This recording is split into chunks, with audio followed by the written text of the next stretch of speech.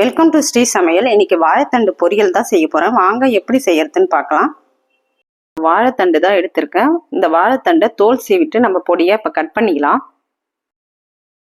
இப்போ வாழைத்தண்டை நல்லா பொடியா கட் பண்ணி எடுத்தாச்சு. தண்ணியில கொஞ்சமா மஞ்சள் தூள் சேர்த்து கட் பண்ணி போட்டிருக்கேன். இப்போ தண்ணியை நல்லா வடிகட்டி எடுத்தாச்சு. ஒரு ஸ்பூன் அளவுக்கு துவரம் பருப்பு சேர்த்துக்கலாம்.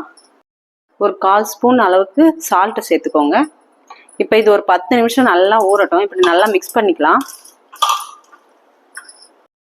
ஒரு 2 ஸ்பூன் அளவுக்கு ஆயில் எடுத்துக்கலாம்.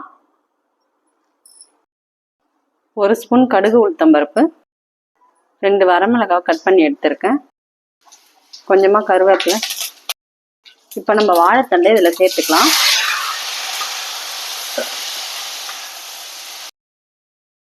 இப்போ இது ஒரு 5 நிமிஷம் நல்லா வதங்கட்டும். இப்போ மூடிட்டு ஒரு 10 நிமிஷம் கழிச்சு பார்ப்போம். இப்போ இது ஒரு 5 நிமிஷம் நல்லா வதங்கிருக்கு. வாழைத்தண்டே தண்ணி விடும். ஒரு 1/4 கிளாஸ் தண்ணி சேர்த்துக்கோங்க. இப்போ ஓப்பன் பண்ணி பார்ப்போம்.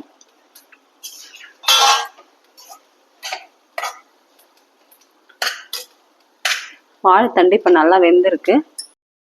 இப்போ கொஞ்சமாக தேங்காய் துருவல் சேர்த்துக்கலாம்.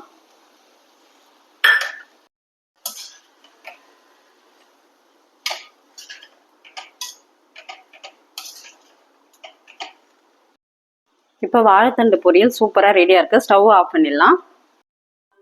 இப்போ சூப்பரான வாழைத்தண்டு பொரியல் ரெடியாக இருக்குது பாருங்கள். இது மாதிரி நீங்களும் உங்கள் வீட்டில் செஞ்சு பார்த்துட்டு எப்படி இருக்குன்னு கமெண்ட் பண்ணுங்கள். இந்த வீடியோ பிடிச்சிருந்தால் லைக் பண்ணுங்கள், ஷேர் பண்ணுங்கள், சப்ஸ்கிரைப் பண்ணுங்கள்.